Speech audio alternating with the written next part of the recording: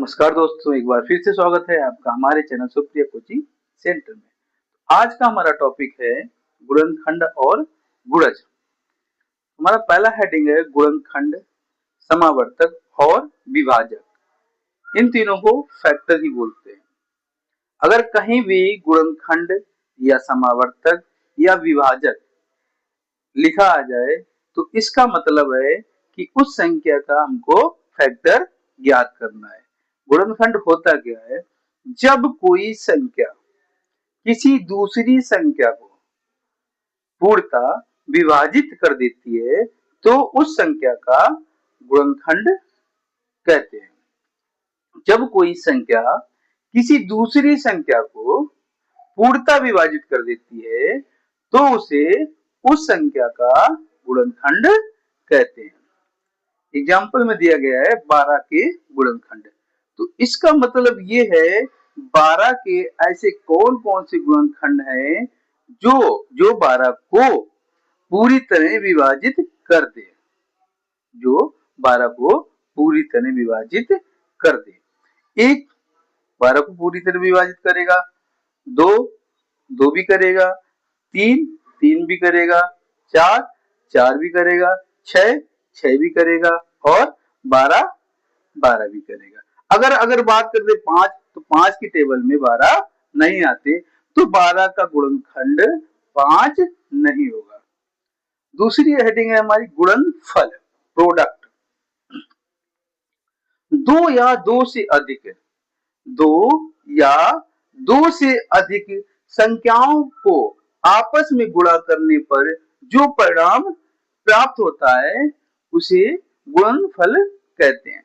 यदि कोई दो संख्या दी गई, एग्जाम्पल में 3 और 4 दिए गए हैं, पूछा गया है इनका गुणनफल कितना होगा, तो 3 और 4 का गुणा करने पर जो भी संख्या हमको प्राप्त होगी तो वही हमारा गुणनफल कहलाएगा। तो 3 और 4 का गुणनफल हमारा 12 कहलाएगा। अगली हेडिंग है हमारी अभाज्य गुणनखंड, प्राइम फैक्टर। दी गई संख्या को अभाज्य संख्याओं के गुणनफल के रूप में लिखना अभाज्य गुणनखंड कहलाता है। अभाज्य संख्याएं जैसे 2, 3, 5, 7, 11, 13, 17, 19, अगर इन संख्याओं से हम भाग देते हैं तो वह हमारा अभाज्य गुणनखंड कहलाता है। एग्जाम्पल में दिए गए 18 के गुणनखंड, तो 2, 3, 3 और 2 भी हमारी अभाज्य संख्या है, 3 भी हमारी अभाज्य संख्या है। तो अभाज्य संख्याओं का अगर गुणनफल होगा तो वह हमारा अभाज्य गुणनखंड कहलाएगा। अगली हेडिंग है हमारा गुणज और अपवर्त, मल्टीपल्स। जब हम किसी संख्या को किसी पूर्णांक 1, 2, 3, 4 से गुणा करते हैं, जो भी परिणाम मिलता है उसे गुणज या अपवर्त कहते हैं।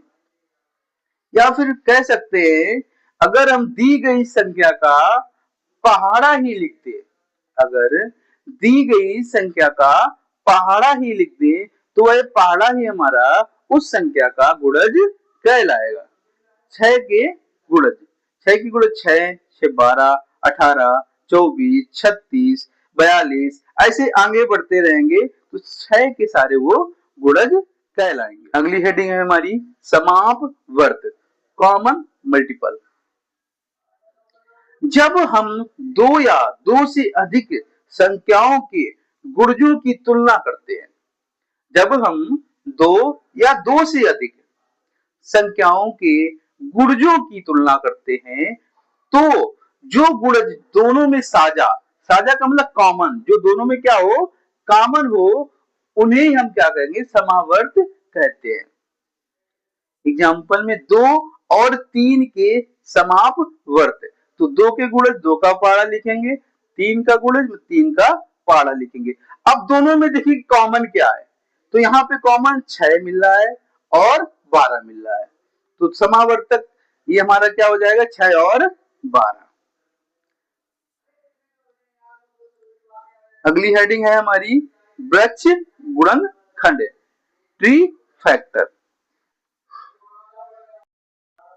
ट्री फैक्टर में क्या होता है, जो ये जेड का मान होगा, जो जेड का मान होगा एक्स वाई के गुणनफल के बराबर होगा। जेड का मान एक्स वाई के गुणनफल के क्या होगा, बराबर होगा। एग्जांपल देख लेते हैं।